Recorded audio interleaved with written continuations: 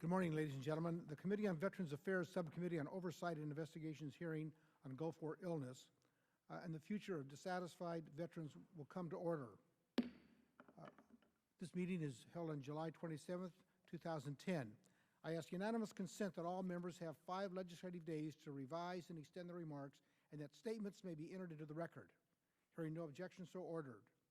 Last year, this subcommittee held 2 hearings on Gulf War illness.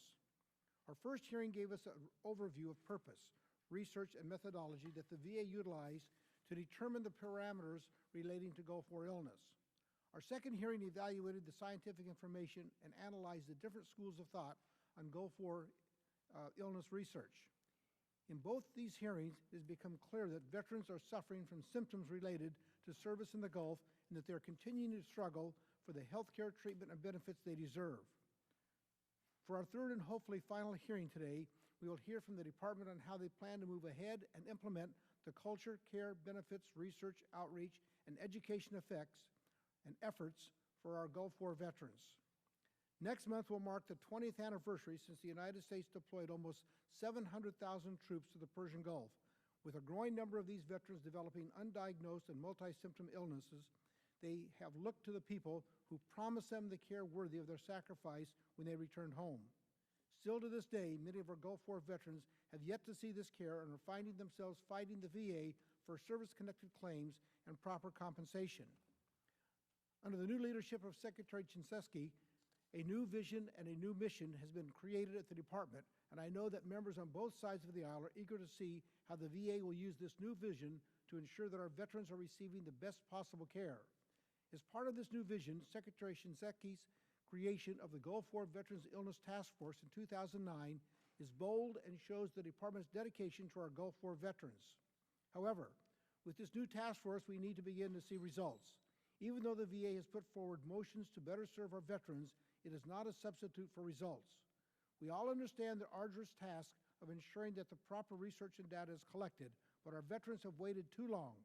While I appreciate the VA's attempt to change the culture at the Department regarding Gulf War illness, there must also be strides to change the care and compensation these veterans have waited so long for. The Department of Veterans Affairs is the second largest agency in our system of government, and they must be held accountable for the timely care of our nation's veterans.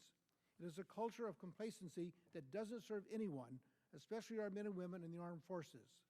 VA needs to take action to begin to implement a plan to provide transparency and answers to our Gulf War veterans, and without a unified central VA effort to provide appropriate care to this population, these veterans and their families will have to wait that much longer and grow that much sicker.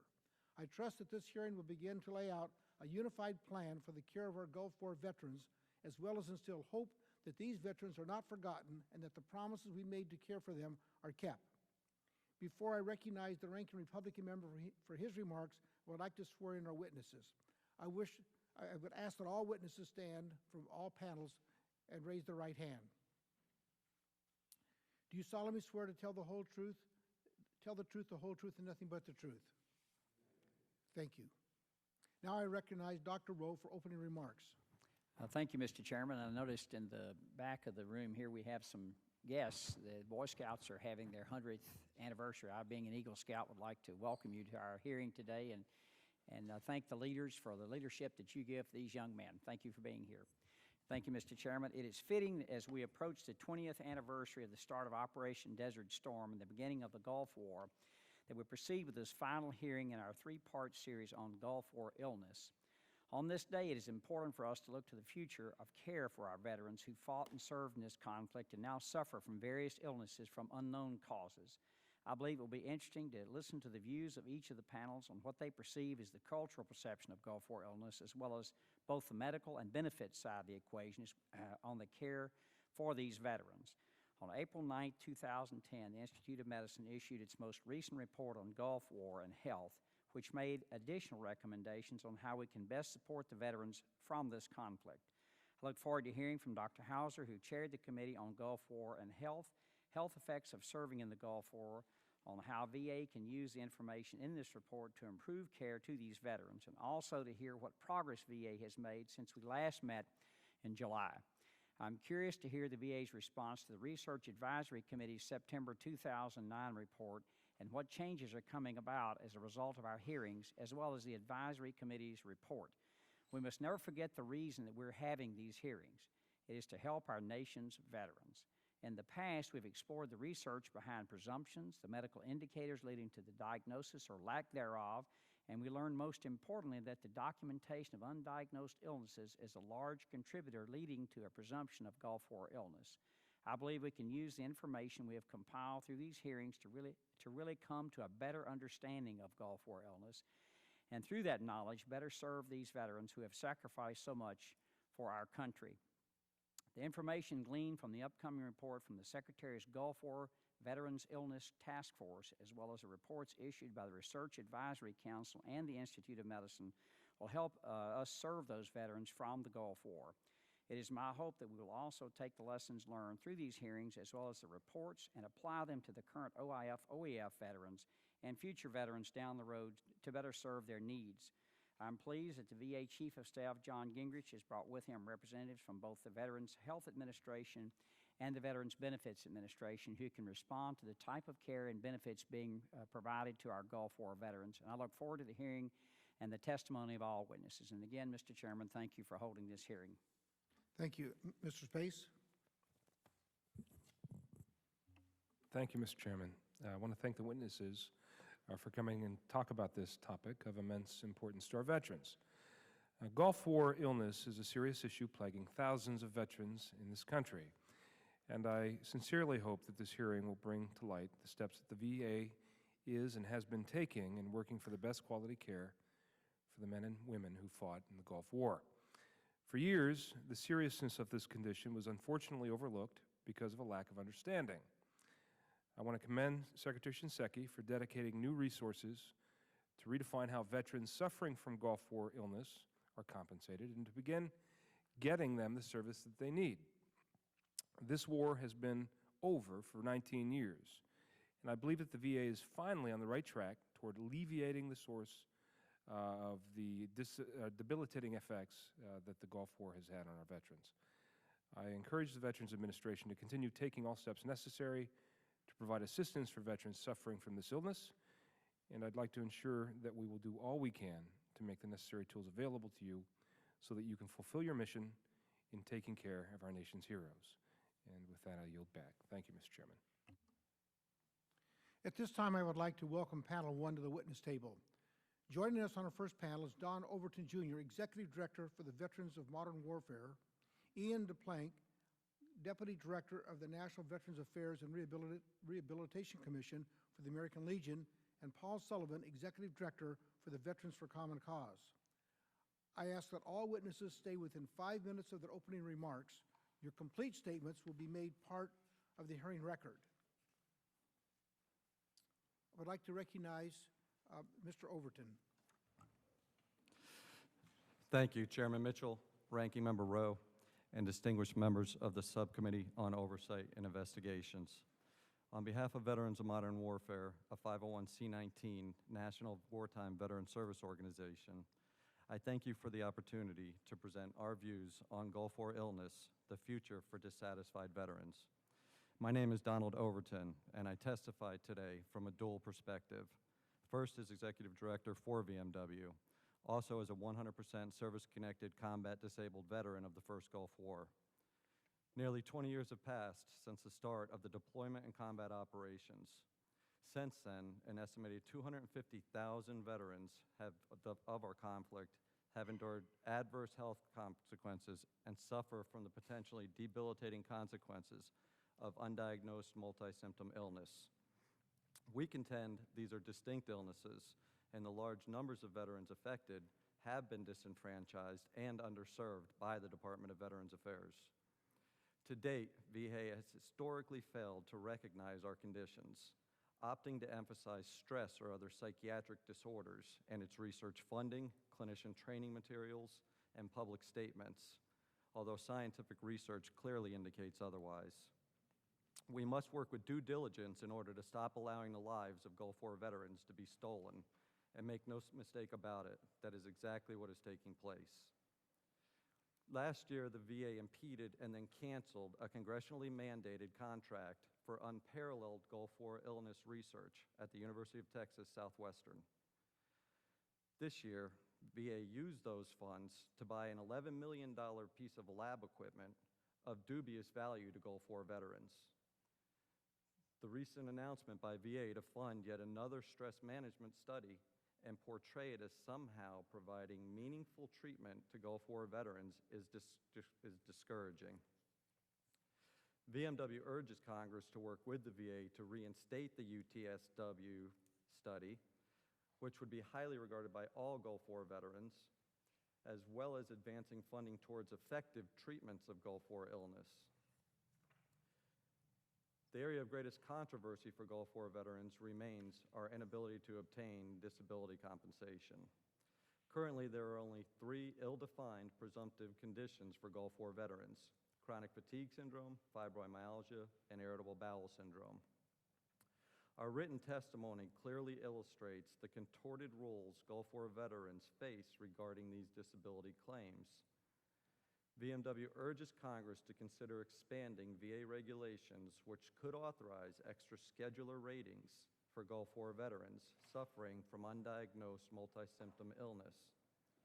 Clearly defining the conditions which constitute undiagnosed illness, as well as preventing generic labeling of conditions based on closely related symptoms, must be mandated. Additionally, VMW urges Congress to enact legislation granting indefinite presumptive eligibility for undiagnosed illness. Please consider removing all sunset provisions in Title 38 of the United States Code at sections 1117 and 1118, so health care and benefits are for the life of every Gulf War veteran and every surviving beneficiary. VMW strongly endorses granting a presumption of service connection for our Gulf War veterans who deployed to the war zone and are diagnosed with autoimmune diseases such as multiple sclerosis and Parkinson's disease, based on their unusual prevalence amongst our cohort. Establishing Tiger teams within Veterans Benefits Administration comprised of highly trained environmental exposure claim specialists would expedite and enhance the myriad claims-related issues plaguing the agency. Due to significant limitations in the VA's Gulf War Veterans Information System, it is extremely difficult to accurately portray the experiences of Gulf War veterans, let alone our respective disability claims or health care issues. Based on this fact, it would appear that the recently completed Gulf War Veterans Illness Task Force report was based solely on the perceptions of task force members, which unfortunately limits the credibility of the report's findings. Overcoming the VA's established culture towards Gulf War veterans will not be an easy task, but under Secretary Shinseki bold leadership and cultural transformation, it can and must be accomplished now. Acknowledging the relevance of Gulf War veterans within VA would serve to reinvigorate research and medical care. Enhancing education of benefits counselors, medical staff, and various stakeholders will serve to increase the effectiveness of this cultural transformation. Gulf War veterans swore by a common creed, as do all members of our armed forces, to leave no one behind. We are proud to proclaim we left no one behind. Unfortunately, our country has abandoned us. Those charged with our care and well-being continue to neglect us. We have been lost in the shuffle. Now our fate rests in the hands of Congress, in your hands. Please help us as we continue to struggle to get all the way back home after our military service. Mr. Chairman, VMW thanks you for this opportunity to express our views today, and we will be pleased to answer any questions you or your distinguished colleagues may have. Thank you. Thank you. Mr. Planque. Good morning, Mr. Chairman and members of the committee. I would like to thank you on behalf of the American Legion for the opportunity to testify today on the future of this nation's policy towards Gulf War veterans. Traditionally, service members are called upon to place themselves in hazardous situations to protect their country. While it is easy to think of these hazards in simple terms of bullets and bombs, over the last half of the previous century, we have learned many hard lessons about the environmental hazards faced as well. Of course, these are not new lessons. On the battlefields of World War I, the world learned lessons about the terrifying effects of chemical weapons. Through World War II and the Cold War, we slowly began to understand the devastating effects of ionizing radiation.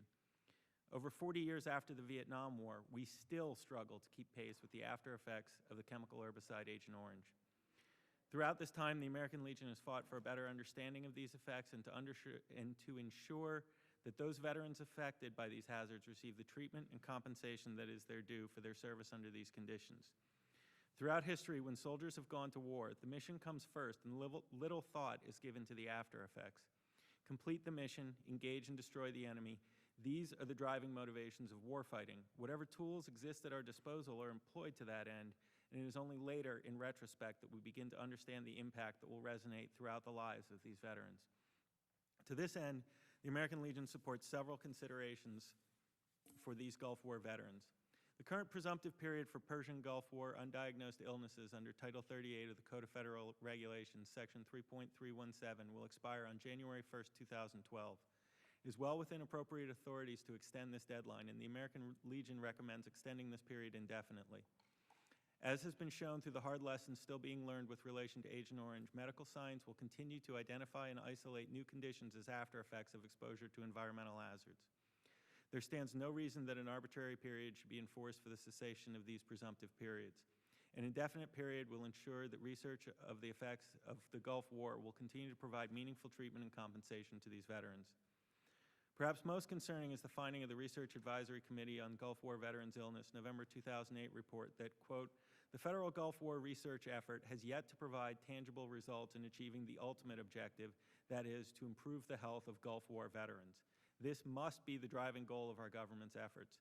To this end, the American Legion recommends several parts to an attack to achieve this goal. First, we fully support robust funding for scientific research to continue to track the effects of Gulf War exposure. Sound scientific study is a priority to develop a medically based understanding for the treatment of these veterans. Continued funding for all research in this area must remain a top priority. Second, the American Legion encourages the VA to continue to provide appropriate medical examinations and treatment, including follow-up treatment to all veterans of the Gulf War who report signs or symptoms that may be associated with diseases endemic to that war region and other conditions related to the experience. To this end, the American Legion has long advocated for Congress to reinstate Gulf War veteran status in Priority Group 6 for medical treatment. Eligibility for Gulf War veterans in Priority Group 6 of the Department of Veterans Affairs healthcare system, established by the Veterans Healthcare Eligibility Reform Act of 1996, expired in 2002. Although VA has continued to treat ill Gulf War veterans, despite the expiration of its authority to do so, lack of congressionally mandated authority to treat these veterans could mean abrupt discontinuation of the treatment that is currently available. Continuation of care for ill Gulf War veterans would provide invaluable data that could be used to examine the nature of Gulf War illness, provide for better care for all other Gulf War veterans, and provide preparation for treatment of future service members who may become ill after deployments in the Southwest Asia Theater of Operations. As a final note, the American Legion wishes to stress that there are growing concerns regarding the specific Gulf War effects on women veterans, and research into these areas must not fall by the wayside. Because the health concerns of women can in some cases differ from a more generalized conception of veterans, research must ensure that these areas are specifically addressed and remain a fundamental part of Gulf War illness analysis. As always, the American Legion thanks the committee for the opportunity to provide testimony today, and we would be happy to answer any questions the committee may have. And we would like to add one final note. As I mentioned earlier, we stand over 40 years after our deployments to Vietnam, and we are still struggling with the after effects of Agent Orange. We are now looking at 20 years with continued deployments to the Gulf War Theater of Operations. The clock is ticking for these veterans, and we can't afford to make the same mistakes we did with Agent Orange. Thank you. Thank you. Mr. Sullivan? Veterans for Common Sense thanks Subcommittee Chairman Mitchell and Ranking Member Rowe and members of the subcommittee for inviting us to testify here today. VCS is here to present our recommendations for improving VA policies for our nation's 250,000 ill Gulf War veterans. Before I begin, I want to recognize Steve Robinson, a fellow Gulf War veteran in the audience, Thomas Banzel, our Associate Counsel, and with me is my daughter Megan to learn how Washington works. Why are we here today, Mr. Chairman? We're here today because Gulf War veterans are deeply dissatisfied and disappointed with VA staff actions for the past 2 years. We concur with the comments of Veterans of Modern Warfare and the American Legion and their specific points, and much of them are repeated in our written statement, so I'm going to cut those parts out of my oral testimony to focus on a couple of new things. Let me put this to you simply, Mr. Chairman. VA staff is not listening to our concerns. VA staff does not listen to advisory panels or expert scientists. VA staff does not even listen to Congress. VA's staff actions for about the last 20 years have been and remain disastrous for our veterans. I'm here today sending up a Red Star cluster. That's an emergency. That's a warning. VCS is urging VA's new leadership here in the room today to stop and listen to the veterans, as you pointed out, before time runs out. Why, sir? It's because VA's bureaucratic delays are slowly killing us veterans. The mismanaged research prevents us from finding answers about why we're ill and obtaining care. Today, VCS officially petitioned VA to issue regulations so our 250,000 Gulf War veterans can learn why we're ill, obtain medical care, and receive the disability benefits that we need for our conditions linked to service in the Gulf War. The two things we don't want, Mr. Chairman, are more false promises and more stress research from VA. Today, if VA's Chief of Staff, who's here today, fails to deliver assurances to veterans and this subcommittee that VA will begin comprehensive research and reform, then VCS is asking you here today to take action. Why are we making such specific requests in our petition to VA and to this subcommittee? It's pretty clear. We've waited 20 years for answers about why we're ill, for treatment, and for benefits. We will no longer tolerate waiting and watching our friends die. I have been to too many funerals, listened to too many of my friends talk to me over the phone over the years about problems. And there seems to be VA promises, and then they disappear like fog when the sun comes up. That needs to stop. The VA and military policy about delay and deny actually began in March 1991, the day of the Gulf War ceasefire. That's when the military wrote a memo urging staff to hype the military effectiveness of depleted uranium. The same military memo urges the government to downplay adverse health impacts of DU, a toxic and radioactive waste used as ammunition in the Gulf War. This is very important today because on August 19, 1993, then Army Brigadier General Eric Shinseki signed a memo confirming medical testing was in fact ordered for hundreds of thousands of Gulf War veterans exposed to DU. Unfortunately, Dr. Rowe, the military never did the DU medical testing for the 700,000 soldiers. VCS has written VA, we've spoken with VA's Chief of Staff and urged them to launch DU research, and they have not done so. Of particular note is that in 1999, DoD and VA leaders met in private and confirmed that Gulf War veterans are in fact sick from DU inhalation and embedded fragments. Some of the members on that meeting are here today. So what we're trying to get to the bottom of is we need depleted uranium research and other toxic exposure research so we can find answers and get treatment. The real coup de grace came just last week, Mr. Chairman, when VA announced $2.8 million in stress research. Now, the research may be good and well-intended to help some veterans, but it sent the message that VA staff was still in control, that the message was that Gulf War illness is stress and VA isn't going to move forward on this issue. So we're asking you here today, if Secretary Shinseki and the VA Chief of Staff won't launch aggressive research, especially into DU, then Congress needs to intervene. We need to end VA's policy of don't look, don't find. That's where VA won't look for a problem, because that way they don't have to do anything if they find something. We want you to please hold more hearings on this subject to see how VA implements whatever policies they may announce today. Because, yes, time is running out. And I would like to ask one last comment, and VA will be the last panel here. I think it would be very constructive if the chairman and ranking member asked some Gulf War veterans here today to comment on what VA is announcing after they've made their announcements, so we can close the loop and we don't walk away from here today saying, well, VA offered all this new stuff, everything looks fine. We need some feedback from VA immediately so they know if they're going in the right direction and they don't have to wait months for another hearing, Mr. Chairman. Thank you. That concludes my comments. Thank you. The first question I have is for Mr. Planque. In your written testimony, you state that people are looking for the cause and not the solution. That even to this day, everyone is looking for the diagnosis rather than the successful treatment. Why do you believe this is mutually exclusive? And how will the VA know when it reaches the point of successful treatment for this generation of veterans?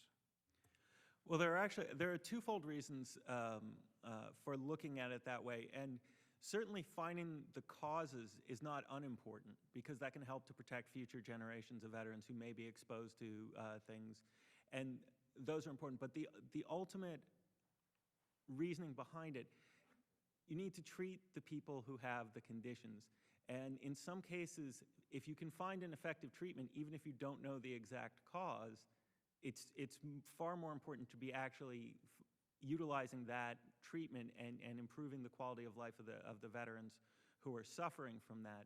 Now, obviously, as a medical expert, you can sit there and debate about the specifics of this causes this, and so that's how we eliminate that. But rather than getting too far down into the weeds and spending all of the effort chasing the ghost of what exactly caused it, when it could be, in fact, a combination of 7, 8, 10 different things in combination with each other rather than one specific root cause, if you look to actually treating the people with the problems, that's where we feel that it needs to be a priority. Ultimately, the veterans are the people who are suffering, and if we can find causes and eliminate them from future exposures to veterans, then that's certainly very helpful, because that protects future generations.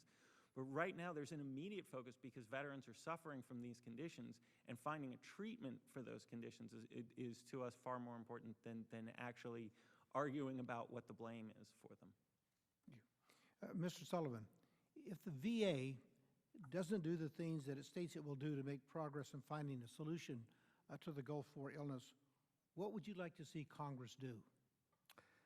Mr. Chairman, Congress would need to do a couple of things. Congress would first need to bring VA in and ask, what are you doing? What are the results? Also bring in veterans and say, what are your impressions? What are the results of VA's actions? And then Congress would also need to introduce legislation to fill in the areas where VA failed to act. Let me give you examples. First, VA didn't want to keep track of Gulf War veterans. Congress legislated the creation of reports to monitor veterans. What has VA done? They've stopped producing the reports. Congress ordered VA to conduct research into Gulf War illness with the University of Texas Southwestern contract money after VA refused to do the research. That was in 2005. In 1998, Congress had to act with the Persian Gulf Veterans Act because VA refused to listen to any outside scientists. We had to call in the Institute of Medicine, the National Academy of Science. We had to create the Research Advisory Committee. All of those things happened, Mr. Chairman, because VA refused to act. It's a few staff stuck in key positions that are blocking change. So if the current administration, which is now promising to make improvements, to bring change, isn't able to do it, we have to find out who exactly in the VA staff is preventing it from happening. And that can happen when you bring in VA, call them on the carpet and say, what's going on? So oversight hearings and legislation, Mr. Chairman. Mr. Sullivan, you mentioned a couple areas where Congress forced or passed legislation for the VA. What were the results of those? What did the VA do with those?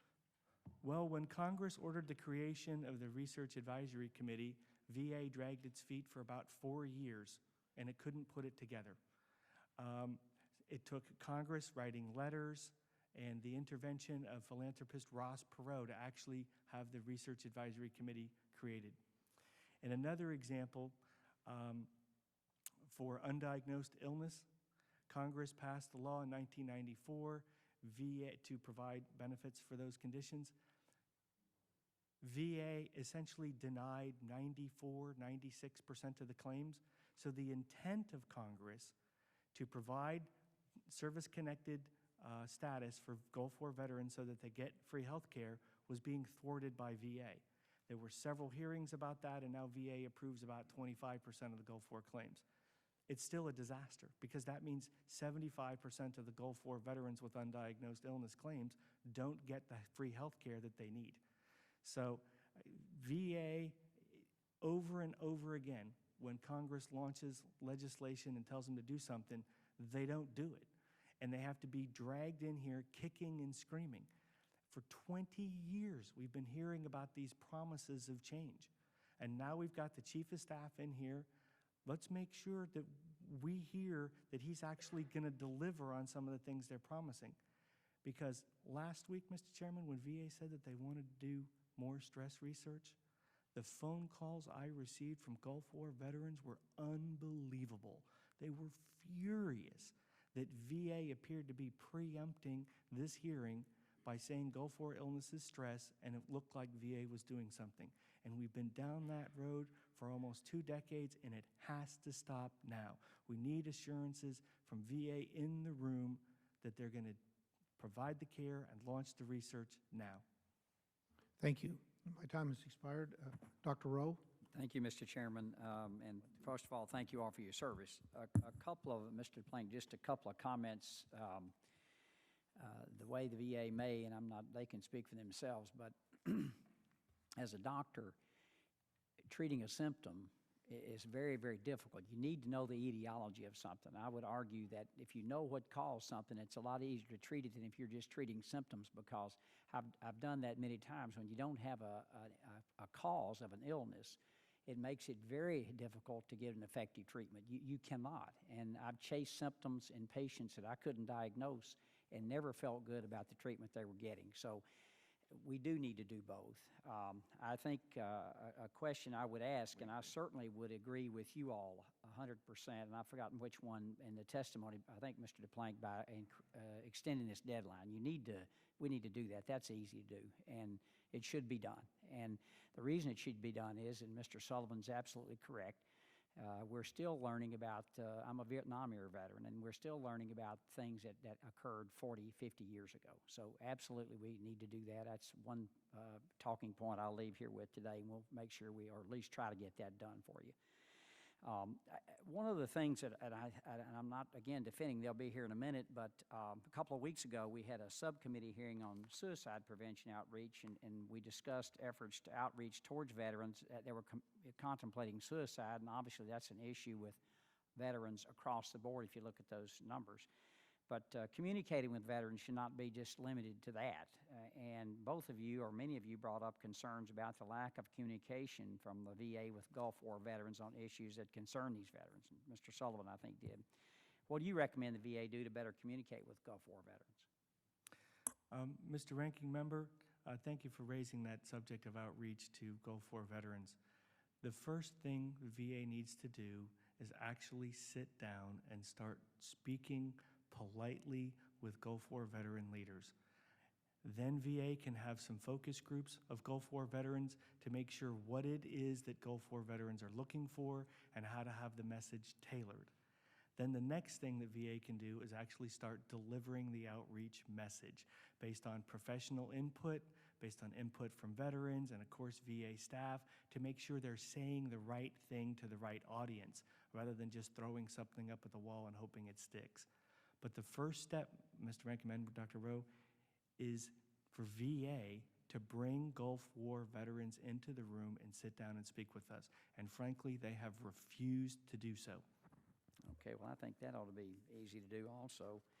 I think one of the things that has bothered me during this whole discussion, not bothered me, but has confused me, is to put my finger on exactly what the cause of this is, so we know what treatment to do.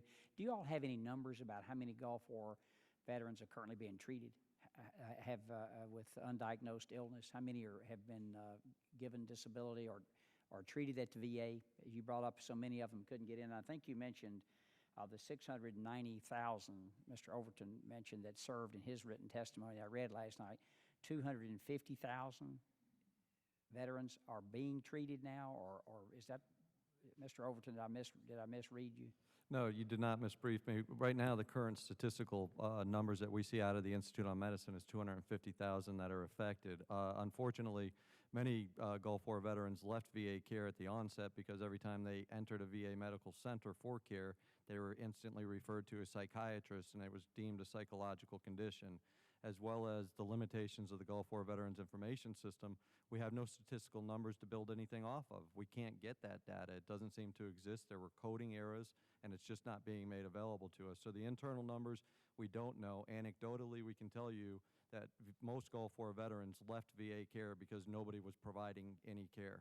Well, do you know, I mean, I got that. Do you know how many have gone through the veterans benefits and are receiving benefits? Do y'all have any numbers on that? Well, Yeah. I'll touch on that briefly because we know that too off of the grief system. But one of the things to keep in mind with that, and one of the things that we pulled over the last several years when we could get data is, you know, when you take a Gulf War veteran and you look at receiving benefits, the majority are receiving a 10% for tinnitus of a hearing loss or a ringing, roaring, rushing sensation of the ear. So when we start trying to look at the other data, I know Paul's got probably the closest statistics available, so I'll yield to him for some of those additional numbers.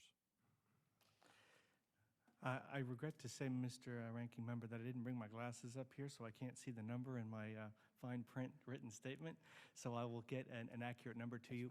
To the best of my knowledge, approximately 300,000 Gulf War veterans who served in 90 to 91 have sought care and or filed a disability claim against the Department of Veterans Affairs. Okay.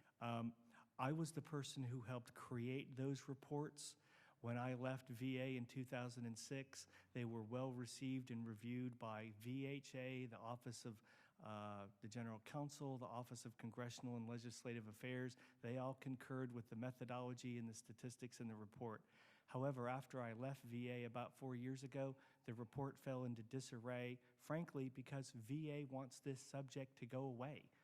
You know, when there's more hearings on this, more Gulf War veterans go in for care. And if VA doesn't have funding to provide for additional care for new patients, then VA sees this as a no-win situation. They just want this to go away. So we can sit here and give you all the statistics in the world, Dr. Rowe, but here's the bottom line. Gulf War veterans might still be going to VA, but they're not getting treatments for the conditions that we're complaining about, mainly because VA never launched the research to find out why we're sick and never really launched the research to provide treatments.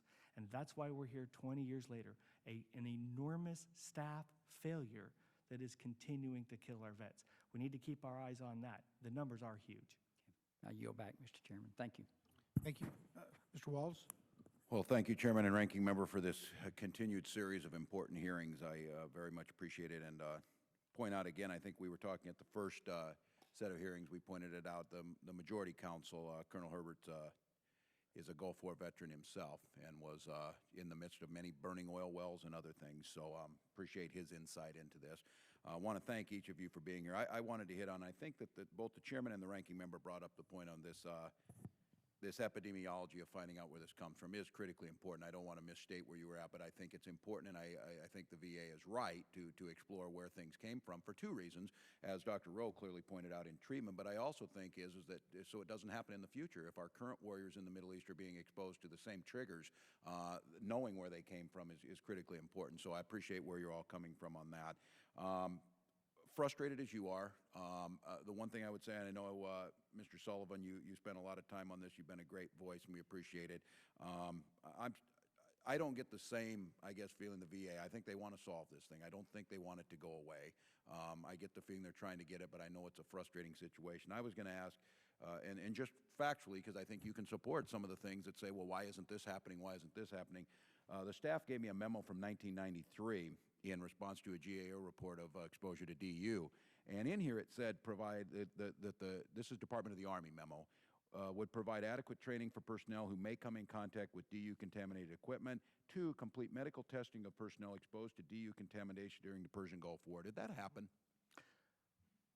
Congressman, no, it did not happen. Okay. And the people responsible for not making it happen are in this room today. Okay.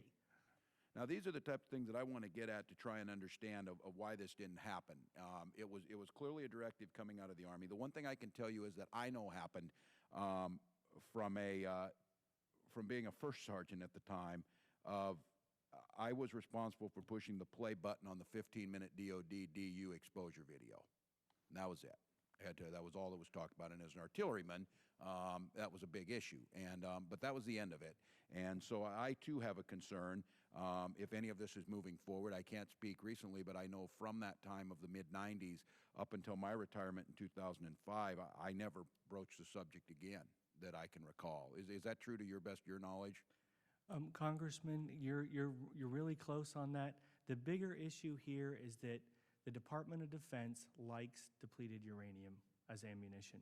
So it hypes the effectiveness of the weapon, and really it doesn't need to be hyped. I was there on the battlefield as a scout in the invasion, and I can tell you that DU rounds work. They tore through Iraqi tanks like nobody's business.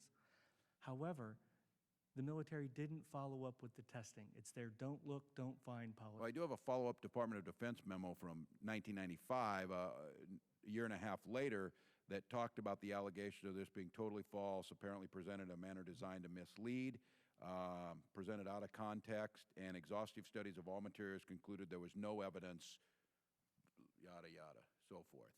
So your contention on this is that we never did get at the heart of this. We never made the full effort to try and decide what the exposure looked like, even though the directive was made clear in the 93 memo that we should have done so. Yes, Congressman, and it still needs to be done today. Okay. Before my time expires for each of you on this across the board, and I think maybe, Mr. Sullivan, you've expressed that, but for our other two panelists, what do you feel like? Why aren't we moving on this? Why aren't we doing it? Haven't we made the determination that Gulf War illness is real? And why aren't we moving it satisfactorily, in your opinion? 2 parts, Congressman Walz. I wanted to touch first on the initial point you made on epidemiological studies. You know, we can fix this real easy. We have new electronic medical records, and we can put a full military history inside of that record that could track the trends and patterns of units. It's a simple database concept, and it would drop down, and we take the information of who served where, when, how, and why were you in combat operations, and it would provide our primary care providers to track trends, see effective treatment. So on that front, I believe that could be highly effective in moving forward, especially for our younger OEF, OIF cohorts. I don't think we want the answers. Every time we see a research study that comes close to finding an answer, it seems as if there's some little mechanism that's been buried inside of it to shut it down. So again, going along with what Paul says, I mean, we don't want to find this. If we find this, unfortunately, as much as I hate to say it, it becomes a bottom line budget matter. We have to compensate veterans. My mentality on this is if we can fund the war, we need to fund the war fighter. That's all we can do. We've got to take care of those of us that went downrange in defense of this great nation and came home broken. And it's the cause and the charge of these agencies to provide that care for us. And it can't be a matter of we don't have the budget. It's not fair. It's unconscionable, and it needs to end now. Who do you think puts pressure on them to do that? I'll let Mr. Planque finish, but who puts pressure on them to do that? Because when they come to us, we ask them, what do you need? Tell us what you need to care for our veterans. And I've heard all of us say that time and time again. Who's putting the pressure on them to not ask for it? And isn't that the frustration? Because we sit here and listen to that and walk out just absolutely dismayed when we say, why are we hearing that the budget isn't there, but we know that the budgets have been provided and put into place?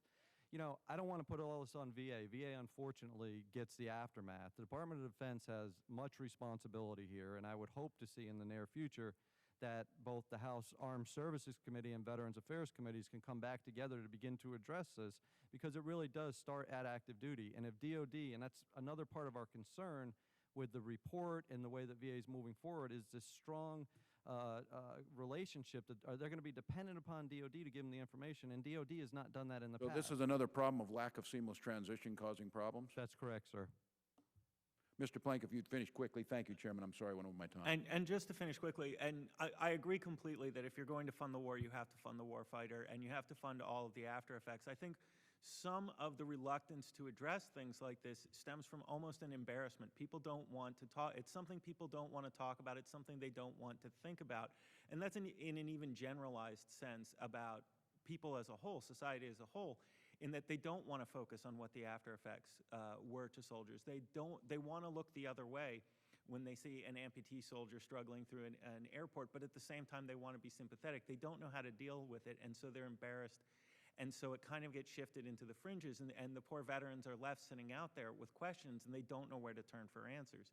And the information component, getting good, accurate information out to the veterans that was mentioned earlier, that's a key component, and telling them it's okay to step forward. For Gulf War illnesses, we've talked recently about post-traumatic stress disorder and removing the stigma from that and saying it's okay for veterans to go forward and seek help. And I don't want to tie that in and conflate it, because I know, we've talked about, mixing it with stress stuff, but it's a similar situation in that it's a situation that nobody wants to talk about, and nobody wants to tell people it's okay to be suffering from this. These things happen. We just need to find a treatment for it.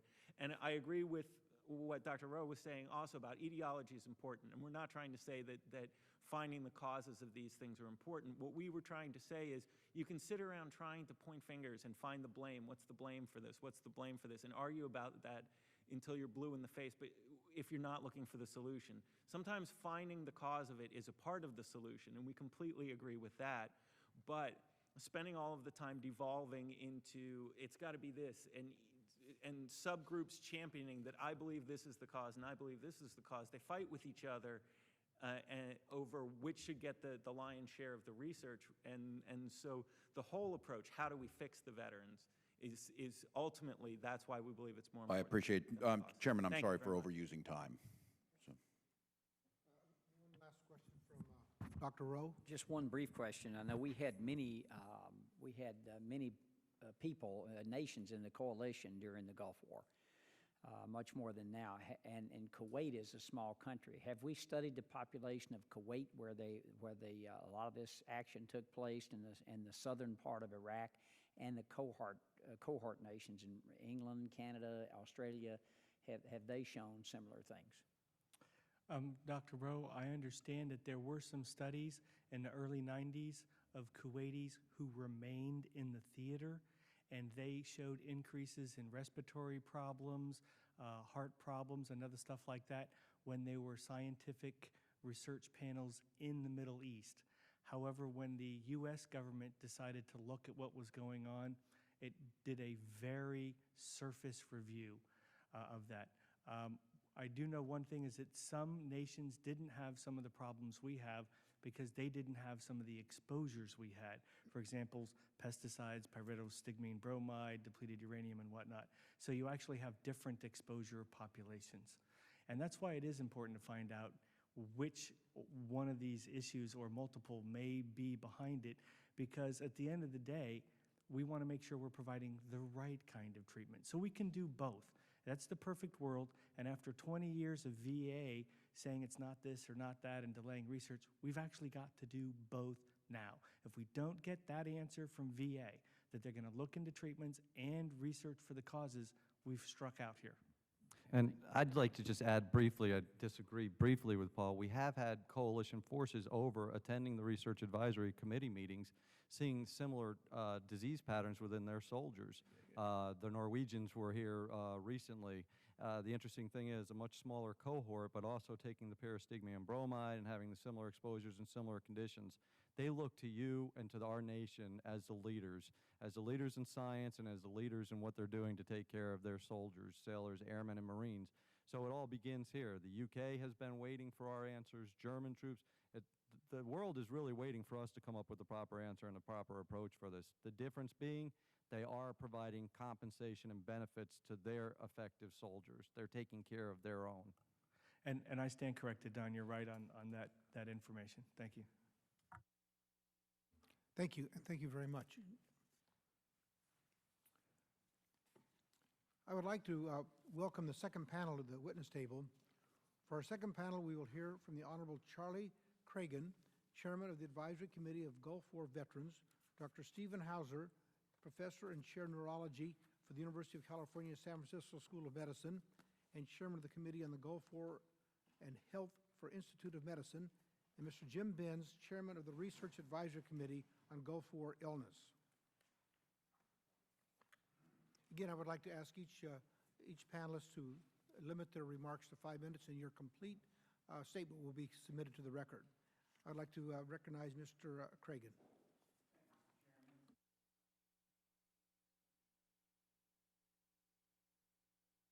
Press to talk, a marvelous piece of technology. Thank you very much for inviting me to testify before the subcommittee this morning. I am Charles Cragin of Raymond, Maine, and I had the honor of serving as chairman of this advisory committee on Gulf War veterans throughout its tenure from April 2008 through September of 2009. It was a privilege to serve with the fine men and women of the committee. As you know, the committee was chartered by the Secretary of Veterans Affairs to examine the health care and benefits needs of those who served in the Southwest Asia Theater of Operations during the 1990-1991 period of the Gulf War, and to advise the Secretary on the issues that are unique to these veterans. And I should emphasize that the committee saw its assignment to conduct information gathering, assess the current situation, and then provide advice to the individual who requested it, namely the Secretary of Veterans Affairs. I'd like to recognize the Department of Veterans Affairs for the work it has done recently with respect to the Gulf War Task Force. I was encouraged to find many of the recommendations of the committee referenced within the action plans. I look forward to the department implementing the plans it has outlined, and I offer my support, if they'd like it, to help them in its implementation. In general, Mr. Chairman, the committee's findings are summed up in the title of its report, Changing the Culture, Placing Care Before Process. This was a resounding theme. Pockets of people trying to do their best, stymied by process or lack of vital information. Many of those who came to VA in the early days after Gulf War I were turned away. In many cases, healthcare professionals were not able to connect the symptoms experienced by these veterans to defined or known illnesses. Consequently, veterans were not able to access medical care and treatment, and their claims for service-connected disabilities were often denied. The process served as an impeding wall, preventing veterans who were hurting from getting over the wall to take advantage of the care they needed and deserved. Consider for a moment that all the fine men and women were considered in excellent health and deployable when they went to war.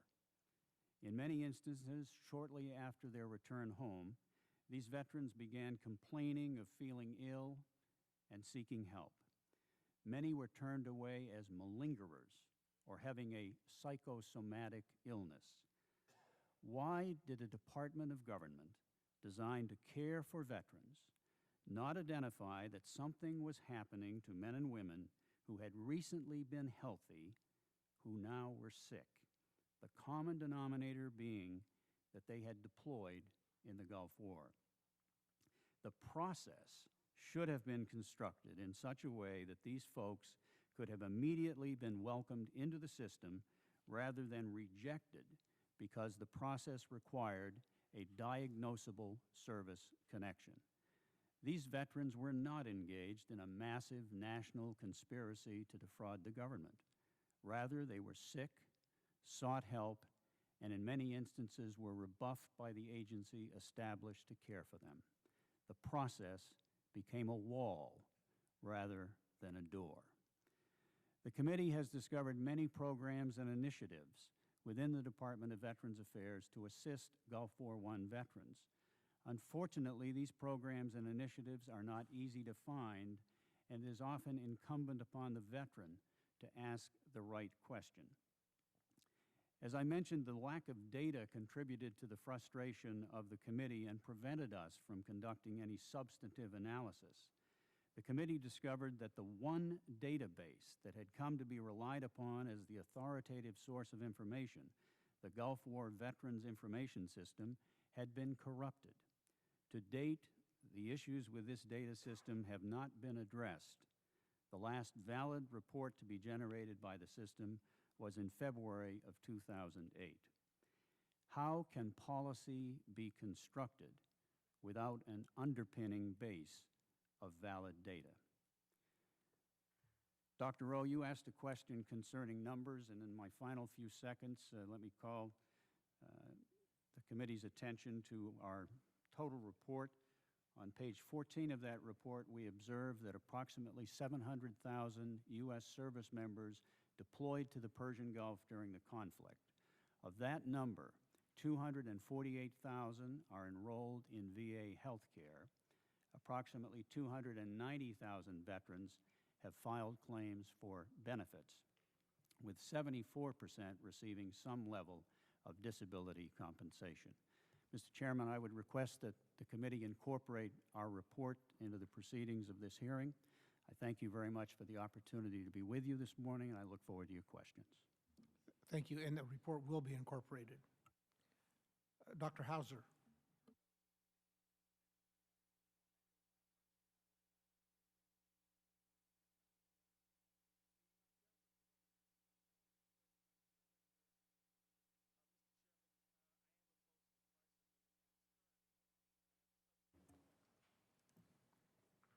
We're trainable, but it takes a while.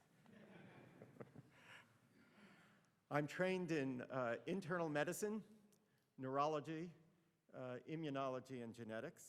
I'm an elected member of the Institute of Medicine. I'm here today because I served as chair of the committee that worked on the IOM, or Institute of Medicine, report, Gulf War and Health, Update of Health Effects of Serving in the Gulf War. The sponsor of the study was the Department of Veterans Affairs. The report was released to the VA and Congress on April 8th of this year.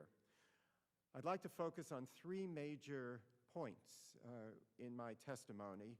First, to discuss the study process of the IOM report. Second, to summarize our findings and conclusions. And perhaps most germane, to present briefly our recommendations for a path forward and for future research that hopefully will address the continuing health concerns of our Gulf War veterans. The IOM is part of the National Academies, a private, non-governmental organization that provides independent, science-based advice to policymakers and the public. The long-established study process followed throughout the Academies ensures that committee members are balanced for any biases and free from actual or perceived conflicts of interest. Important to note that the sponsoring organization does not participate in any portion of the preparation and review of the IOM report. This current report is an update of the earlier Gulf War and Health report, Volume 4, Health Effects of Serving in the Gulf War, which was published in 2006. The specific charge for our committee was to review, evaluate, and summarize the literature on a number of health outcomes that were noted in the earlier report as possibly being related to deployment in the Gulf. We also reviewed, unlike the earlier report, cause-specific mortality. We began our charge by holding 2 public sessions where interested parties, such as representatives from veteran service organizations, Gulf War veterans, were invited to speak. We learned a lot, and these meetings affected us deeply. The committee also invited representatives from the VA Research Advisory Committee of Gulf War Veterans Illness, the RAC Committee. Mr. Binns will follow me, representing the RAC Committee, to present the findings and conclusions from their report, which was published in November 2008. In order to draw conclusions on the strength of evidence for an association between deployment to the Gulf and health outcomes, we used categories of associations These have been used by prior committees and are widely accepted and familiar to Congress, the VA, and veterans groups. We also took a weight of evidence approach to weighing the evidence and confidence in the evidence presented by individual studies, and I'd like to now summarize our findings. We found sufficient evidence to conclude that a causal relationship exists between being deployed to the Gulf War and post-traumatic stress disorder. This was the only outcome placed in this causal category. Also of note, sufficient evidence for an association exists between deployment to the Gulf War and the following health outcomes: other psychiatric disorders, including generalized anxiety disorder, depression, and substance abuse, particularly alcohol abuse. These psychiatric outcomes can persist for at least 10 years post-deployment. Sufficient evidence for an association was also seen for gastrointestinal symptoms consistent with functional gastrointestinal disorders, such as irritable bowel syndrome and functional dyspepsia. Sufficient evidence for multi-symptom illness, and sufficient evidence for chronic fatigue syndrome. There was limited evidence in support of an association for a number of other health outcomes, including amyotrophic lateral sclerosis, ALS, Lou Gehrig's disease, and fibromyalgia. I'd like to elaborate a little bit more on how we evaluated multi-symptom illness, also referred to as Gulf War illness and Gulf War syndrome. Numerous studies have documented that those deployed to the Gulf War have had increasing prevalence of a disabling complex of self-reported symptoms such as fatigue, musculoskeletal pain, sleep disturbances, cognitive dysfunction, moodiness, among other symptoms. Our committee accepted that multi-symptom illness was indeed a diagnostic entity, and we examined the literature to make conclusions regarding its association with deployment to the Gulf War.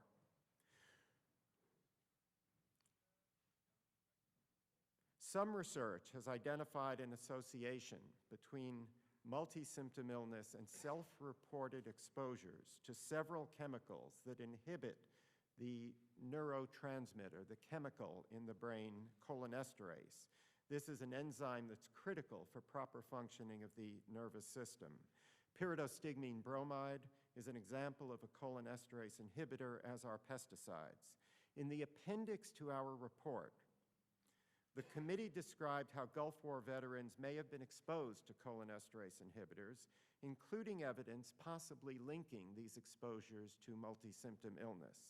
After careful examination, however, of both animal studies and human studies, our committee concluded that there was insufficient evidence to link possible exposures to cholinesterase inhibiting chemical agents to the multi-symptom illness seen in Gulf War veterans. The committee believes that the path forward for Gulf War veterans consists of two branches: science and applied medicine. First, we call for improved studies of Gulf War veterans designed and conducted to more accurately characterize deployment and potential adverse environmental influences associated with deployment, and to address also possible confounding factors, of which there are many. Smoking is one. However, we feel that further studies based solely on self-reports may not contribute substantially to our scientific knowledge at this point, so far removed from that original conflict. Dr. Hauser, could you kind of speed it up a little bit? Yes, I will. Because your total comments will be put into the record. Very good. Let me just finish with a couple of comments. We need very robust cohorts to find late disorders that might occur many decades later: Parkinson's disease, perhaps ALS, perhaps some forms of cancer. We also believe that a major branch of inquiry needs to be launched at the bedside to develop better evidence-based therapies for people with Gulf War illness. We were surprised how little evidence-based therapy exists right now that can help guide our clinicians at the bedside to care for these veterans. We believe that a large collaborative venture, perhaps involving a consortium between the National Institutes of Health, the Department of Defense, and the Veterans Administration, would be one way whereby we could engage the very best scientists and the best physicians in this area. So on behalf of the committee members, I'd like to thank you for your trust and confidence in our ability to assist you with this most important task. Thank you. Thank you. Mr. Benz? Chairman Mitchell, Ranking Member Rowe, members of the committee, I am honored to address you again as Chairman of the Research Advisory Committee on Gulf War Veterans Illnesses. I thank you for holding this series of hearings. There has been a dramatic change in the recognition of this problem in the year since the last hearing, and much of it can be attributed to your spotlighting attention on it. Great credit must also be given to two other people who will address you today. As VA Chief of Staff, Mr. John Gingrich has personally led a task force to re-examine VA Gulf War policy from top to bottom, bringing to this effort the urgency and concern for his troops he demonstrated as a battalion commander during the war. Dr. Stephen Hauser has chaired a courageous new Institute of Medicine committee which refused to limit its review to the narrow assignment given by VA staff. The Research Advisory Committee and the IOM are now in agreement on major scientific conclusions. That chronic multi-symptom illness is a diagnostic entity, that it is associated with service during the Gulf War, affecting as many as 250,000 veterans, that it cannot be ascribed to stress or other psychiatric disorders, that it is likely the result of genetic and environmental factors, and that a major national research program is urgently needed to identify treatments. As you heard, the IOM committee did not feel the data were strong enough to identify specific environmental causes, while our committee did, but that is a relatively minor difference. The question before us this morning is what the government will do now that the problem has been recognized. VA leadership's decision to open the draft task force report to public comment was wise. There is much in the report that is good, but there is also much that reflects old attitudes the report was supposed to change. The test will come in the final draft of the report and how its recommendations are implemented. I will focus my comments on research. Now that there is a scientific consensus that Gulf War illness is real, important, and soluble, we have arrived where we should have been in 1995. The task remains to mount an effective national research program. Quote, a well-planned, top-down program employing the best in American science run by people who go to bed at night and wake up in the morning thinking about this problem, if I may paraphrase what Dr. Hauser told me a few weeks ago on the telephone his committee envisioned. This country is not doing that. At VA, there are some individual researchers doing excellent work, and VA is in the process of launching a new program and hiring a toxicologist to staff it. They have issued requests for proposals that include most topics recommended by the Research Advisory Committee's report. They have appointed a steering committee of outside scientists to guide this program. There is a plan being developed for a major genetics component. It all sounds very positive. However, the new RFAs have failed to attract much interest from the VA research community. There is no comprehensive research plan. The places that VA has found to invest most of the funds committed this year are not for priority research topics. Research involving the psychological aspects of chronic illness is again being favored. The new steering committee was not consulted on several new research studies announced last week. The press release announcing the studies carried the old message that Gulf War veterans' problems are mainly psychological. In short, VA's new research program resembles far too much VA's old research program. To mount an effective program, the Office of Research and Development must create a comprehensive plan focused on priority research topics under the leadership of a scientist who understands the problem, who harbors no doubts about its nature, and who goes to bed at night and wakes up in the morning thinking about how to solve it. Assuming that VA makes these major necessary changes, it cannot do the job alone. Yet the Department of Defense, which has historically funded 2/3 of Gulf War illness research, has eliminated this research entirely from its budget for many years. This action is tragically short-sighted, given the major implications of this research to current and future military personnel at risk of multi-symptom illness and toxic exposures.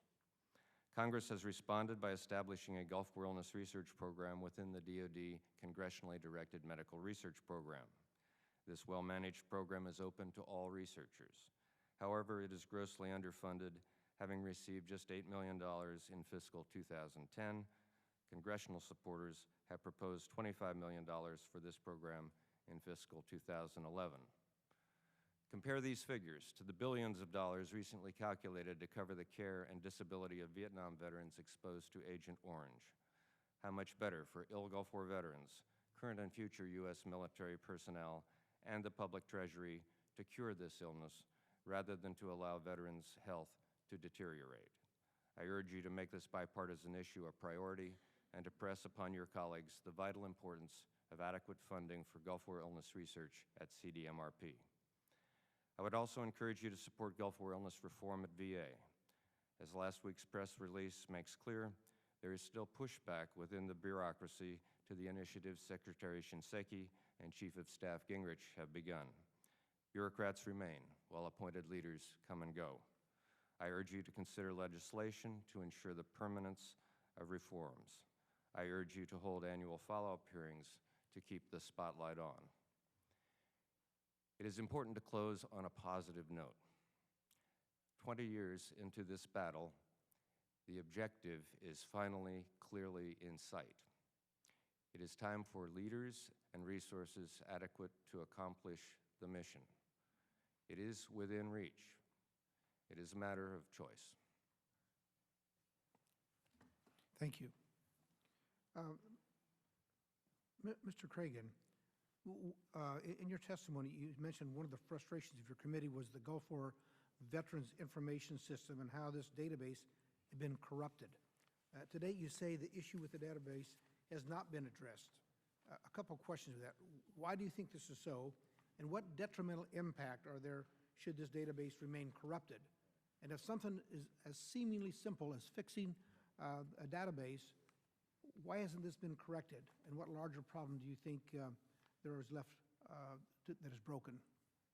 Well, Mr. Chairman, I can't obviously speak for the Department of Veterans Affairs, but during the time that the committee was in existence and was trying to get data, and on occasions there was great reticence within the department to provide us with information on a timely basis, something that we observed in our report.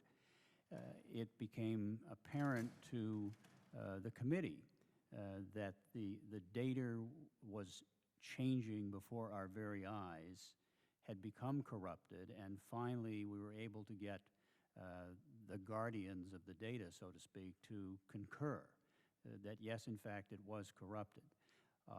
I inquired recently as to whether there had been any change within the department with respect to this Gulf War Veterans Information System, and they advised that they were not going to try to fix this corruption which had occurred as a result of a transition from a legacy system to a, quote, newer system, but were in fact going to invent a new system. We'll have to wait and see. I mean, the concerns of the committee, I think, are the concerns of veterans generally, is you need good data in order to make good policy, first and foremost. Secondly, that was the only database that identified this cohort of Gulf War veterans, because the Gulf War is still on. And this cohort has never ever been tracked within the medical community, for example, at VHA, as a specific cohort. So physicians are not necessarily trained to recognize one of these vets when they walk in the door, when they get in the door. and to be able to make an evaluation based upon their particular profile and history. That's why I mentioned it in my testimony, because it was so frustrating to the committee. I've worked in the government for a number of years, and if you don't have good information, you can't make good decisions. Mr. Benz, in your testimony, you state that there's also much in the task force report that reflects old attitudes that the report was supposed to change. Can you elaborate a little more on what the old attitudes are contained in the report? The best example that comes to mind, and this was in the draft task force report, I understand that VA has made substantial revisions, so we look forward to those. But in the draft task force report, the introduction presented these problems as perceptions of veterans. The perception of veterans that VA somehow wasn't doing all it could or should. And it neglected to mention all of the facts that have been presented to you today about care, about research, and so on, that reflected an attitude that did exist in the Department of Veterans Affairs for many years, and in some quarters still does today, that this is not a serious problem that should be addressed seriously. So it was, that was one clear example, and I look forward to seeing if that is corrected in the new version. I do think it was a very positive step that the department did to put this report out for public comment. Again, Mr. Benz, why do you feel that the new requests for advice, the RFAs, have failed to attract much interest in the VA research community? Well, just as veterans have been told that this is not a serious problem or that it's just a collection of symptoms, so VA researchers and VA doctors have been told that.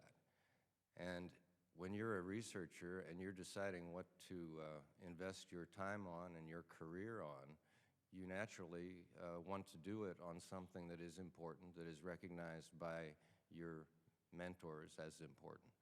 So it's going to take a very emphatic effort on the part of VA leadership and VA research leadership to indicate that they have changed their approach on this, that this is a very important problem if they are going to get their researchers to respond.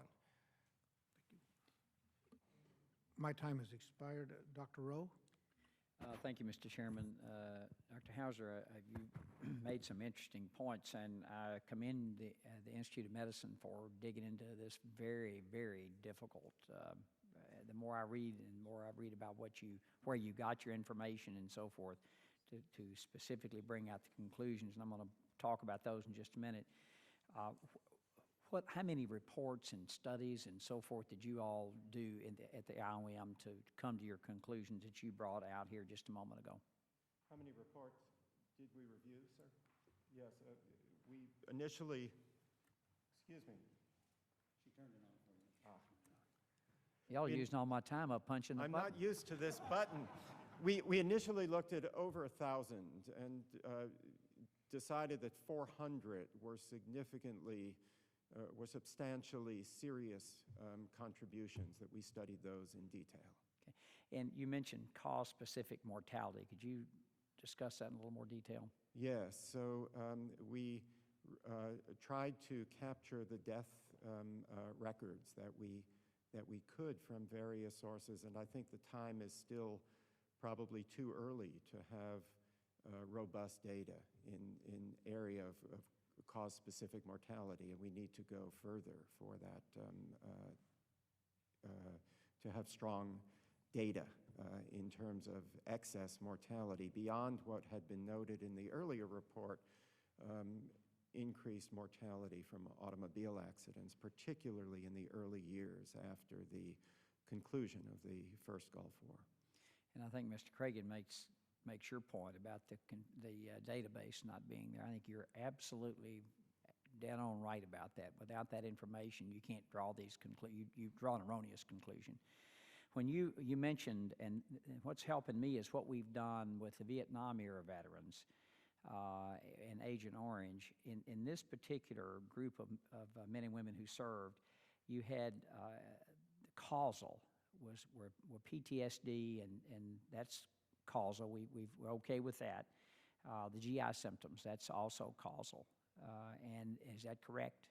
You mentioned you had evidence. I believe the GI symptoms were an association that was sufficient, but not causal. Not causal, Yes, sir. okay. Sufficient, but not causal.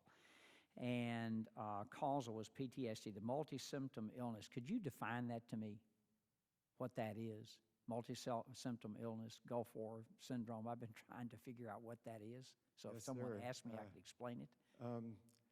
I think, sir, you've not been able to define it yourself because different definitions are used in the literature. And we really do not have a single definition that people have agreed upon to define this constellation of symptoms that overlap with other disorders prevalent in the civilian community: chronic fatigue syndrome, chronic unexplained fatigue, fibromyalgia, widespread pain syndromes. You know, there are 81 million Americans who suffer from chronic pain. That is an important component of this. Headache, bowel symptoms, cognitive disturbances, musculoskeletal pain, tingling, and the symptoms vary in different individuals. And one of the problems that came up in earlier analyses was that the symptoms were so broad that a cluster to satisfy an easy diagnostic entity could not be agreed upon. Okay, that's what I thought. So there was no, you didn't have a statistical significance of 4 symptoms or 5 symptoms you could put together. Me, when the patient came to see me, and I could listen to that history, and there are no biomarkers you can draw from That is study. correct, sir. And I think that also made it very difficult to interpret what different researchers meant by Gulf War syndrome or chronic multi-symptom illness. I agree. I think what you have done is put some more smoke in the room. It is difficult to define, and so you have a Gulf War syndrome. I'm beginning to get a little bit better idea. It's a very broad set of symptoms. Yes. Very broad set of symptoms, but there's no clear, concise conclusion from experts about what that is. That's correct. And that's why what Mr. Cragin is saying is so absolutely vitally important, because you can get over time, you can get that information. And I think it was Mr. Overton that mentioned about the electronic medical record, having this data in there that you can peel this back and look at it with thousands of people or hundreds of thousands of people to come to some reasonable conclusion, because right now you can't. It is having the data available, but also making certain that the proper data is encoded in the medical record. The content of what is in the record needs also to be standardized. And then once you do that is to try to figure out how to adequately and properly treat these patients. Yes, sir. After you've got that. I yield back, Mr. Chairman. Thank you. Thank you. Mr. Walls? Thank you, Mr. Chairman. Well, Dr. Rowe hit on, I know I'm a broken record on this, it does go back to seamless transition, our ability to be able to coordinate across the spectrum on records and everything else. It's a frustrating situation to me. I, too, would like to comment on the research, and Dr. Hauser, I found that I represent, my home district is the Mayo Clinic area, so I've become somewhat familiar with the IOM and how things are carried out. How would you characterize how Gulf War illness or the issues you're hearing has been addressed compared to other issues out there? How was the studies done in your opinion? In my personal opinion, Right. There has been, I think, a lack of a top-down approach that could be very helpful in this situation. I think that big science is needed to have definitive answers for this type of problem. Analogies might be the polio effort, or more recently, the effort that was centrally coordinated against HIV to find the cause and then the therapies of for AIDS. We are in a very different place. Modern genetics, modern cell biology, and imaging combined with informatics and clinical trials creates a wonderful opportunity to have a coordinated effort informed by the very best science and the very best bedside medicine. Dr. Hauser, would you concur with Mr. Binns that those very best folks aren't going to do this on the RFA? Do you think the RFA is a great mechanism for creative science by individual investigators, and perhaps less useful for this very large top-down effort that may be needed here. Okay, very good. That's helpful to me because I'm trying to get this in my, as I said, coming from the Mayo and in my own doctoral studies. Mr. Binns, you said something interesting, and I know this is what I'm trying to get at. Everybody in this room wants the best care for these veterans. Something's happening to them. I'm really glad, Mr. Cragin, you're pointing out there's not a national conspiracy to defraud the government from these folks. These are warriors and heroes and did their job and came back. And in a minute, I'm going to ask you, too, if you believe there's a massive conspiracy to deny their claims, because there's the other side of this, and if I could come back. But, Mr. Binns, you mentioned that we want these best people there, but you said you wanted somebody in research with no doubts. It's been my conclusion that doubts are at the core of research, of trying to get there, that you find that that's where you need to start from. I say that because I think there's a belief among some veterans that there's a preconceived notion on this. So I would ask you, Dr. Hauser, were you under any pressure to come up in that IOM study with a preconceived or predetermined outcome? No, sir. Okay.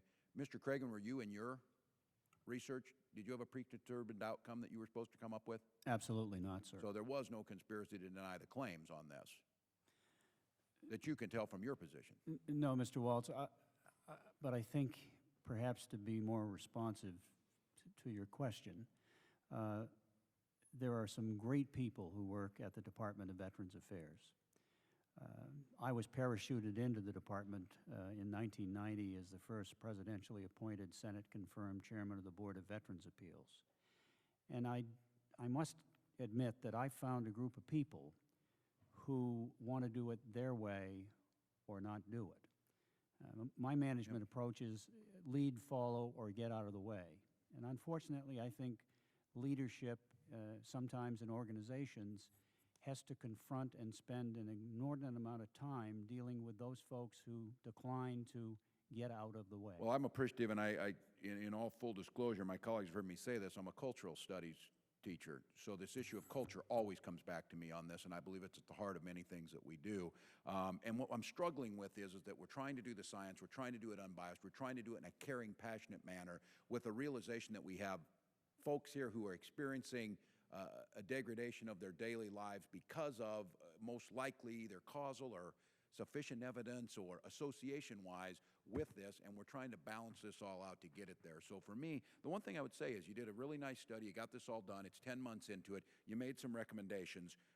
Have we reinstated authority to enroll Gulf War veterans in Group 6? Not to my knowledge, but it's my understanding that Mr. Gingrich and his task force is working on that issue as Okay, part of I'll save us the time to do this. If I read down through this whole list of recommendations, have any of them been implemented yet? Sir, not to my knowledge. Okay, I yield back.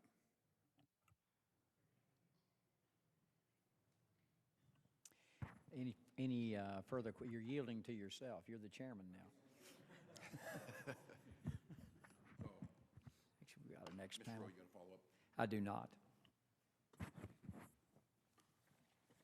If there's no follow-ups, then I personally want to thank all of you for the work you're doing. Thank you for sharing this with us, and look forward to future working together. We appreciate it. Thank you all. For our third panel, we're going to hear from John Gingrich, Chief of Staff and Chairman of the Gulf War Task Force for the Department of Veterans Affairs. Mr. Gingrich is accompanied by Dr. Victoria Cassano, Director of Radiation and Physical Exposures, Veterans Health Administration, Dr. Joel Kupersmith, Chief Research and Development Officer, Veterans Health Administration, and Brad Mays, Director of the Compensation and Pension Service for the Veterans Benefits Administration. Thank you all for your time here. I think when you get situated, we'll go ahead and hear from Mr. Gingrich first.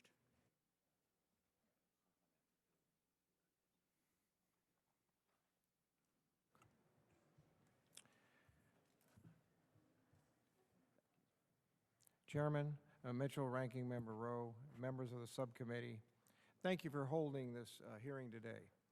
I also want to thank the preceding panels for their candor and insights into the challenges that we face. Regardless of our position, we understand there's a lot of work that remains to be done. Our task force relied heavily on the outstanding contributions of the Advisory Committee on Gulf War Veterans and the Research Advisory Committee on Gulf War Veterans Illnesses. I would like to publicly recognize Charlie Cragin and Jim Benz for the superb leadership and unwavering support of our veterans.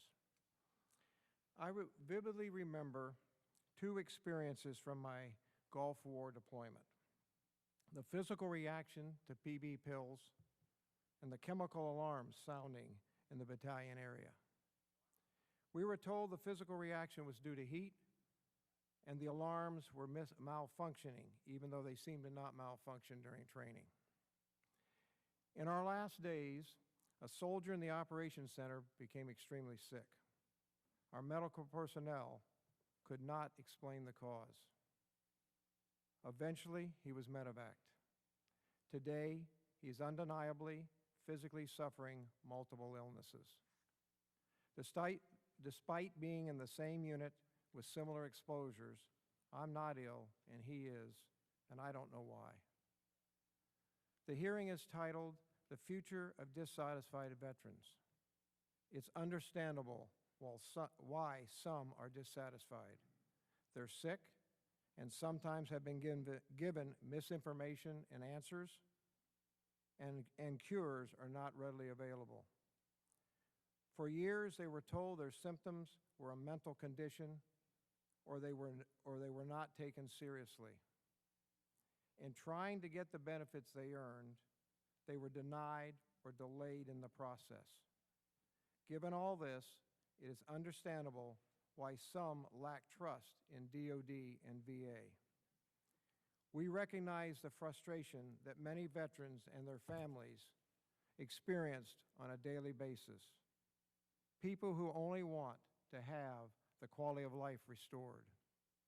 It is our responsibility to rebuild and earn their trust. VA is challenging the way we do business and changing in many ways. It's already changed, and we have become more proactive advocates for Gulf War veterans, in fact, for all veterans.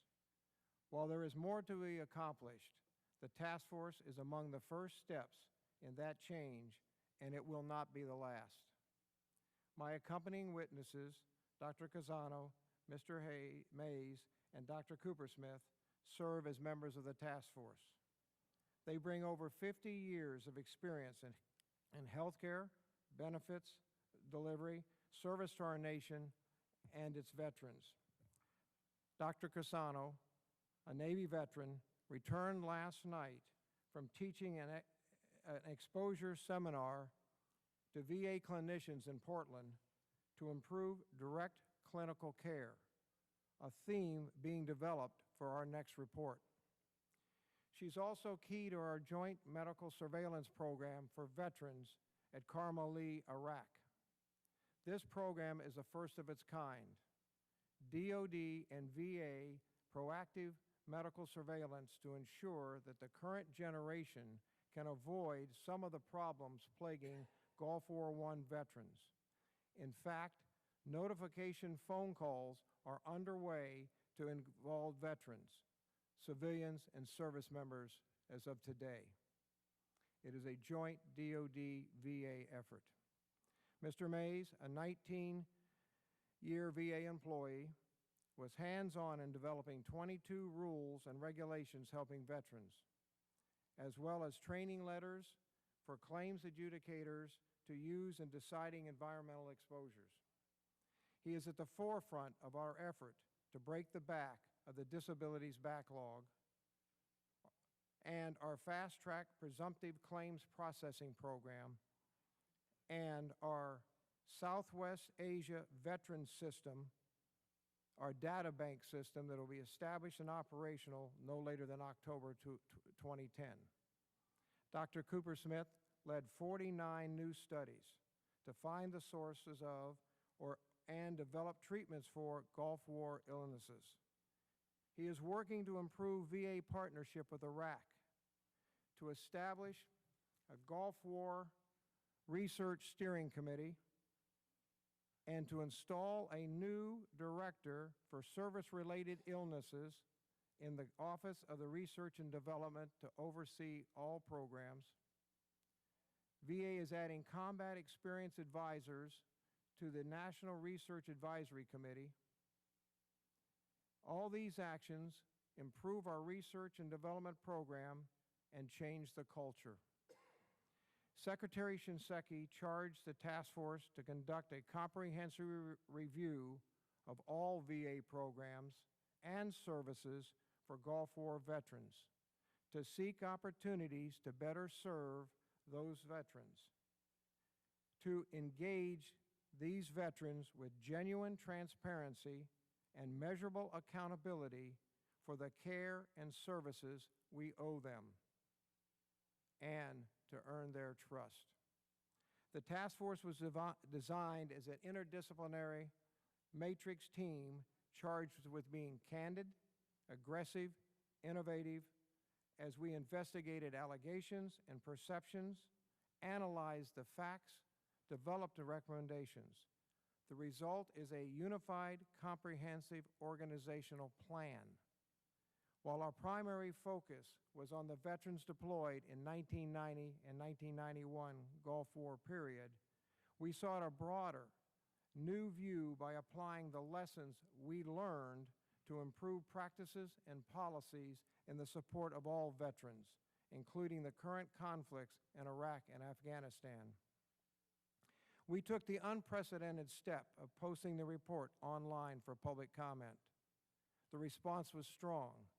150 suggestions were submitted, 300 additional comments, and more than 2,100 votes were cast by 189 unique public respondents.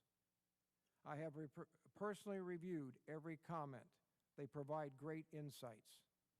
Our action plans are our initial roadmap to transform the care and services we deliver, as well as provide new and improved tools for VA personnel.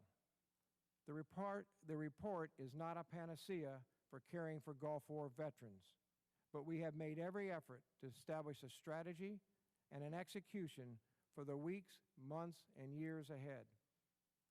We're not waiting for the release of the report to execute the recommendations. We are moving out now. We are not waiting because the veterans have waited long enough. We will not disband the task force. Our work will continue. We will issue annual reports capturing progress and addressing new areas of focus. VA will reach out to all Gulf War veterans who were turned down for care and services to make them aware of the changes and encourage them to apply for care and benefits. We know that not everyone agrees with the report or the actions we are taking.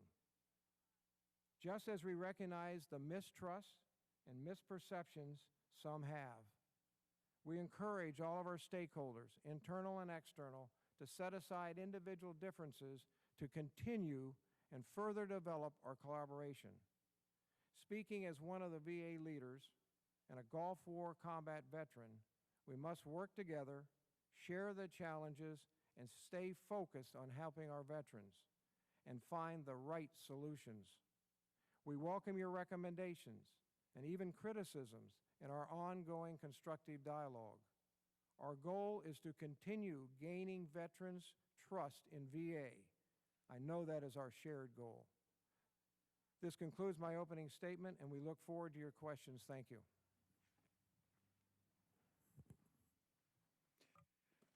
Dr. Rowe, if you're ready, I'm going to yield to Dr. Rowe to start out as our medical expert on this and then come back. Oh, well, thank you for that. Absolutely. Yeah, I guess, Colonel, one of the things that we have here, they just handed me, was the Gulf War Review, and the way it works for us, the Sergeant Major, I'm sure, has had a similar experience. What happens to us is I'll go this week to the Bowmantown Ruhrtan fish fry, and somebody's going to walk up to me, and they're going to say during that fish fry, Doc, I've been having these symptoms, what should I do? And I tell them, try to get an appointment to the VA. And it says right here, disability compensation. And what will happen is I will say, well, call Ann at my Morristown, Tennessee office and talk to her.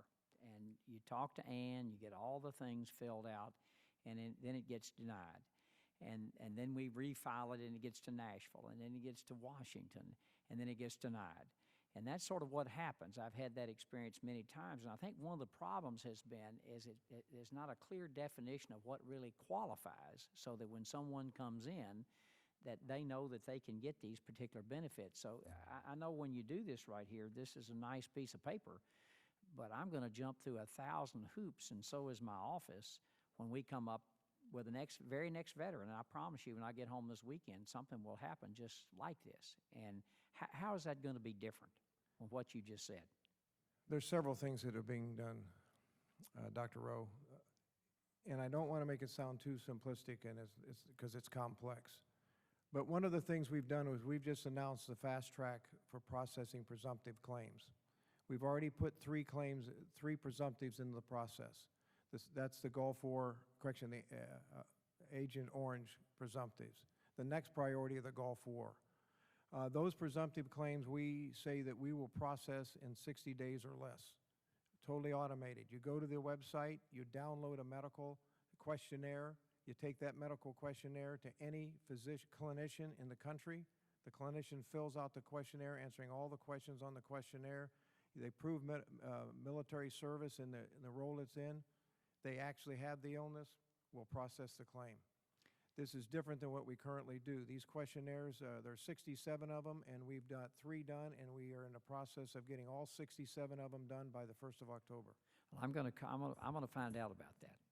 That sounds pretty easy, but I'm going to absolutely try that when I go with my Veterans Affairs person in my congressional office, and I just bet you it won't be that simple.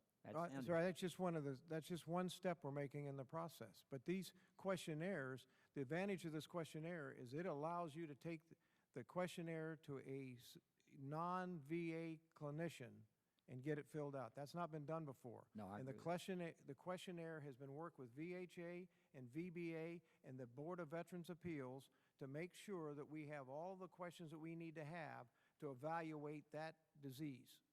Parkinson's, for example, or ischemic heart disease. And when this is all filled out, when it gets to the person that makes a decision, they'll be able to make a decision, affirmative or negative, based on this questionnaire and based on what? Based on the proof of military service and the disease. Brad? Yes, in the case of the Agent Orange presumptives, because the nexus burden is relieved, that's the essence of creating a presumption of service connection. If the veteran has ischemic heart disease and the service indicates that it's qualifying for the purposes of extending the presumption, in other words, they stepped foot in Vietnam or served on its inland waterways, then we would certainly be able to make that connection quickly. And the disability benefits questionnaires are really helping the veteran to participate in the process by getting a private examiner to provide the evidence that allows us to give the veteran the proper evaluation.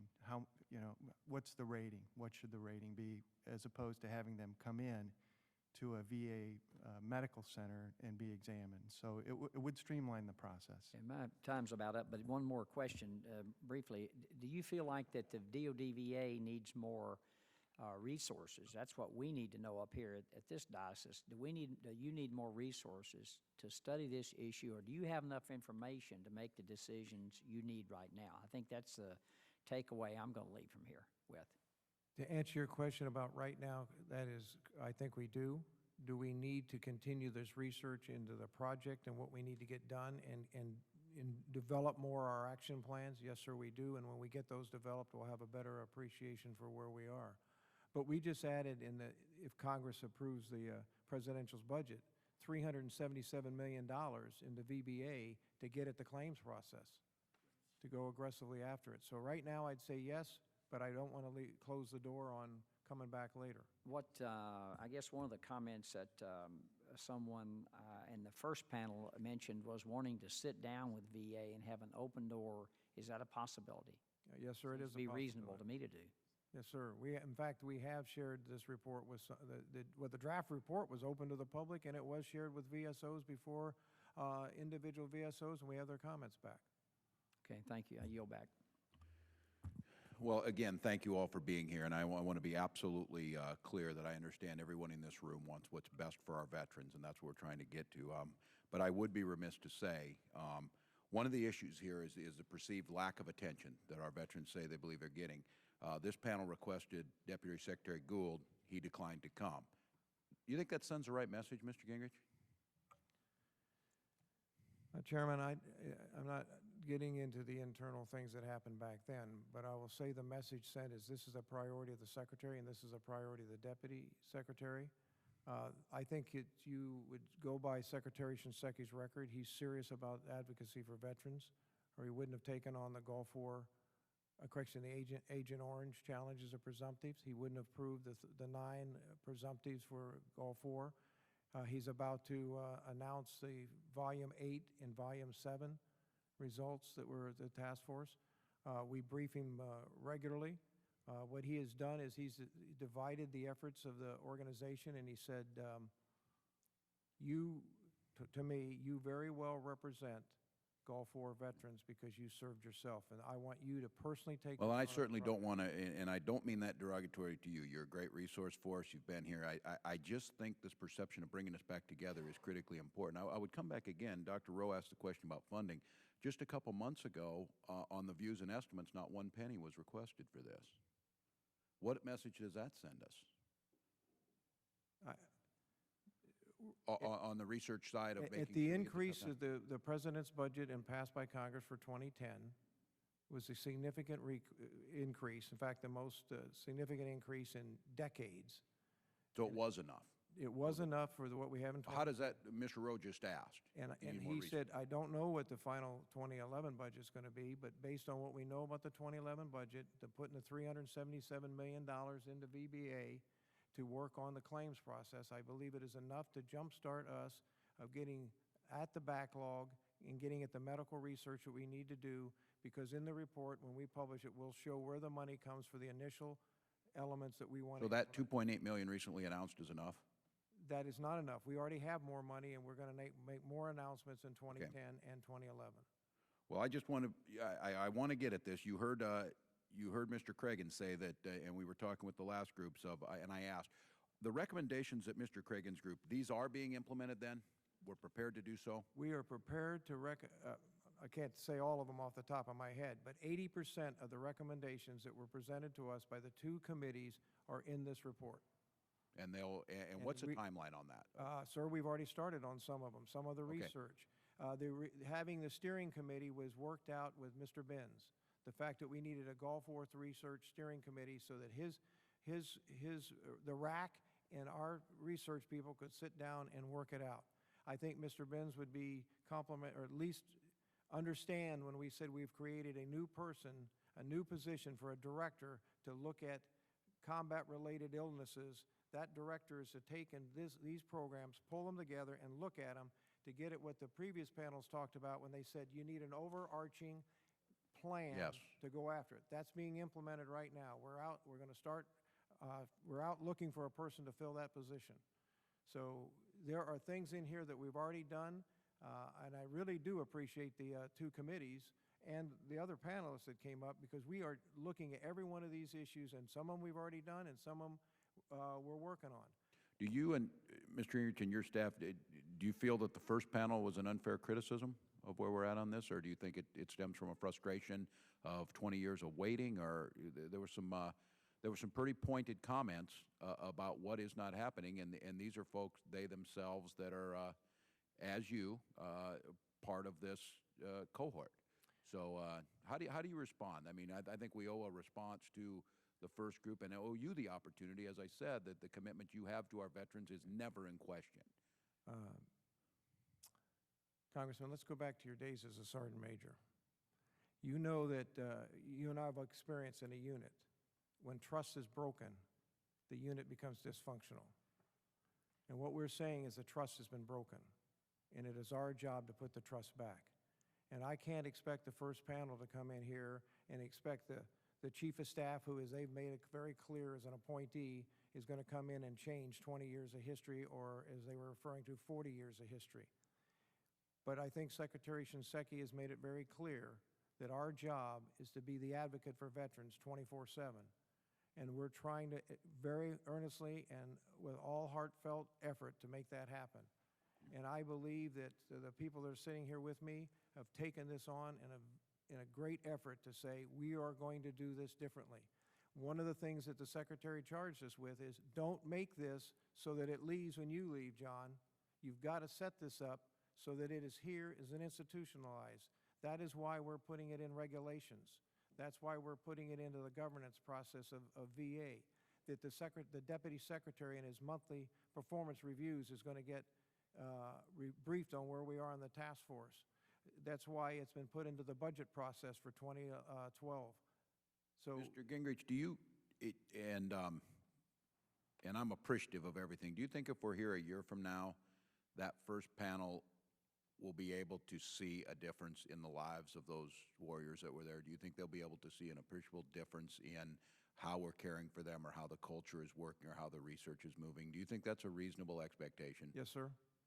Okay, so if we reconvene, or as you said, whether you and I are here at that time, it's important that the institutions that care for them are still there. So who's ever here at that time, they'll be able to see that. I'm absolutely convinced, sir. All right. Well, I thank you all, and again, thank you for your work. Dr. Rowe, if you have any further comments. Just very briefly, first of all, thank all the panel members. You've done a great job, and have actually, it's a very complicated problem that I'm trying to get my arms around. I think just a statement that we as a country, or the VA or the DOD, need to do. I heard Colonel Yu say trust broken. We did that in Vietnam. It looks like we've done that with the Gulf War.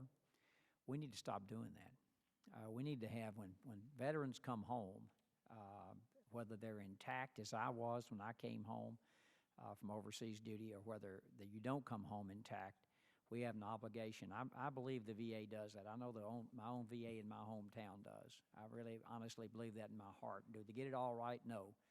But as a country, we've got to stop doing that.